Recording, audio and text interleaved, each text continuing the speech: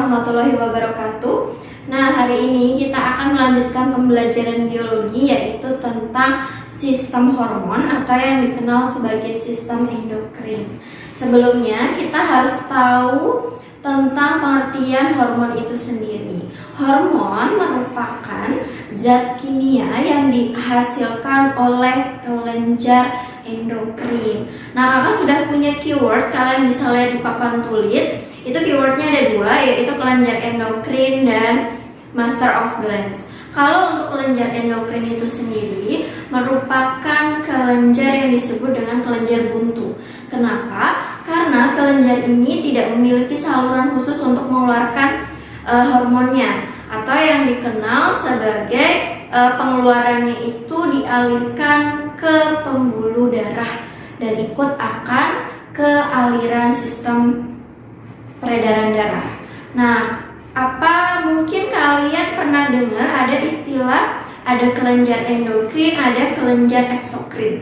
Nah, bedanya di situ, kalau kelenjar eksokrin itu adalah kelenjar yang memiliki saluran khusus untuk mengeluarkan zat tertentu. Contohnya nih, ada kelenjar keringat. Keringat itu keluar lewat kelenjar yang disebut dengan kelenjar keringat. Akan tetapi kalau sistem hormon atau sistem endokrin, nah hormonnya itu tidak lewat kelenjar khusus, tidak akan dikeluarkan lewat kelenjar khusus, tetapi dia kelenjar buntu yang akan hormonnya itu dialirkan ke pembuluh darah dan ikut sistem peredaran darah. Oke, untuk keyword yang kedua di situ ada master of glands atau yang disebut dengan kelenjarnya master. Nah, kenapa disebut seperti itu? Karena kelenjar ini tuh mengeluarkan hormon yang sangat mempengaruhi pengeluaran mempengaruhi hormon kelenjar yang lainnya. Jadi kalau misalkan master of glands ini tidak mengeluarkan hormon, maka akan berpengaruh pada kelenjar lain. Oke, nah di sini kita akan membahas tentang jenis-jenis dari kelenjar hormon. Yang pertama kita mulai dulu itu dari bagian atas, yaitu di bagian otak ya. Nah, di sebelumnya kita di sistem saraf sudah belajar tentang hipotalamus. Masih ingat ya, hipotalamus itu salah satu fungsinya untuk memicu sekresi hormon. Nah, apa yang dipicu yaitu kelenjar hipofisis atau yang disebut dengan kelenjar pituitari. Nah, itu letaknya di otak. Nah, si master of gland yang tadi kakak terangkan ini adalah peran dari pituitari atau kelenjar hipofisis. Karena kelenjar hipofisis atau pituitari mengeluarkan hormon yang sangat mempengaruhi kerja dari kelenjar lainnya. Kita bahas satu-satu di sini. Hipofisis atau pituitari itu ada 3 bagian. Ada posterior, itu bagian belakang, ada intermedia atau bagian tengah, terus kemudian ada anterior bagian depan. Kita bahas bagian depan dulu ya. Untuk bagian depan yang pertama, dia akan mengeluarkan hormon GH, growth hormone atau yang disebut dengan somatotropin. Nah, hormon ini sangat berpengaruh terhadap pertumbuhan kita karena dia fungsinya untuk memicu dari pembelahan sel-sel dalam tubuh kita. Yang kita tahu pertumbuhan itu ditandai dengan jumlah sel yang bertambah. Nah, itu akan dipengaruhi oleh growth hormone. Nah, apabila kita kekurangan growth hormone, maka kita akan mengalami kelainan yang disebut dengan kekerdilan atau pertumbuhan abnormal yang terlalu pendek. Nah, kemudian bagaimana kalau dia kelebihan atau hypergrowth hormone? Dia juga akan mengalami kelainan. Ada yang disebut dengan gigantisme dan ada yang disebut dengan akromegali. Apa bedanya? Kalau dia gigantisme, dia hiper atau kelebihan growth hormonnya pada saat masih bayi atau kecil. Tapi kalau akromegali, dia itu kelebihan atau hiper dari growth hormonnya pada saat dewasa. Oke, lanjut untuk hormon yang kedua. Di situ ada hormon FSH atau yang kalian kenal sebagai follicle stimulating hormone. Nah, itu terdapat pada laki-laki dan pada perempuan. Kalau pada laki-laki dia memicu spermatogenesis atau pembentukan sperma. Akan tetapi kalau pada perempuan berarti dia memicu pembentukan ovum, yaitu untuk membantu pematangan folikel sebelum menjadi struktur yang kita sebut sebagai ovum. Kemudian lanjut ada hormon LH.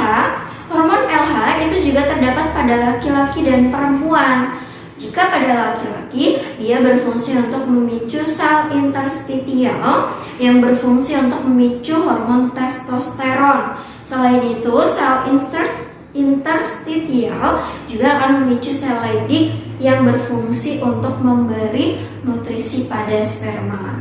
Kalau pada perempuan, itu berfungsi sebagai pembantu atau memicu proses terjadinya ovulasi, yaitu proses pelepasan ovum dari ovarium.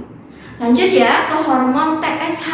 TSH itu thyroid stimulating hormone. Artinya hormon ini berfungsi untuk memicu kerja dari kelenjar tiroid. Apabila TSH tidak keluar atau mengalami gangguan, otomatis yang akan sangat berdampak itu adalah kelenjar tiroid.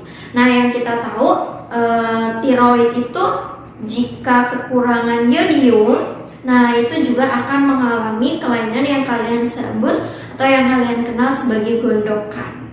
Lanjut ya, hormon ke ACTH. ACTH itu adalah adrenocorticotropic hormone. Nah, ini sangat mempengaruhi kerja dari kelenjar adrenal atau kelenjar anak ginjal. Apabila ACTH mengalami gangguan, maka yang akan sangat dipengaruhi atau yang sangat berdampak itu adalah kelenjar adrenal. Lanjut untuk hormon anterior yang terakhir, yaitu adalah hormon prolaktin. Prolaktin ini sangat membantu pada saat proses melahirkan dan memelihara sekresi atau pengeluaran ASI. Itu di bagian anterior.